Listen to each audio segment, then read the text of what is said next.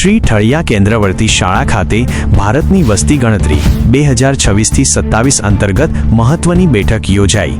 ઠળિયા જય ગણના છે જનકલ્યાણના નારા સાથે દેશભરમાં ભારતની વસ્તી ગણતરી કાર્યક્રમ 2026થી 2027નો આજથી વિધિવત પ્રારંભ થઈ ચૂક્યો છે। 1 જૂનથી શરૂ થઈ રહેલી આ રાષ્ટ્રીય કામગીરીના ભાગરૂપે આજે શ્રી ઠળિયા કેન્દ્રવર્તી શાળા ખાતે એક અગત્યની મીટિંગનું આયોજન કરવામાં આવ્યું હતું। આ બેઠક સાથે જ વિસ્તારમાં વસ્તી ગણતરીના શ્રી ગણેશ કરવામાં આવ્યા છે।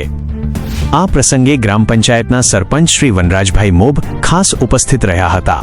તેમની ગરિમામય હાજરીમાં વસ્તી ગણતરીની કામગીરીને સુચારુ રૂપ આપવા માટે 2 સુપરવાઇઝર અને 11 ગણતરીદારોની એક સમીક્ષા બેઠક યોજાઈ હતી। મોબાઈલ એપ્લિકેશન દ્વારા થશે ઓનલાઈન ગણતરી। પ્રથમ તબક્કામાં ઘરયાદી અને મકાનોની ગણતરીની કામગીરી હાથ ધરવામાં આવનાર છે। આ અંગે માર્ગદર્શન આપતા ઠળિયા કેન્દ્રવર્તી શાળાના આચાર્ય શ્રી ચંદુભાઈ પંડ્યા અને ઠળિયા ક્લસ્ટરના સીઆરસી તેમજ સુપરવાઇઝર શ્રી દીપકભાઈ મોબ દ્વારા તમામ ગણતરીદારોને વિસ્તૃત સૂચનાઓ આપવામાં આવી હતી। મુખ્ય સૂચનાઓ: દરેક ગણતરીદારે પોતાના વિસ્તારના ચોક્કસ નકશા તૈયાર કરવાના રહેશે।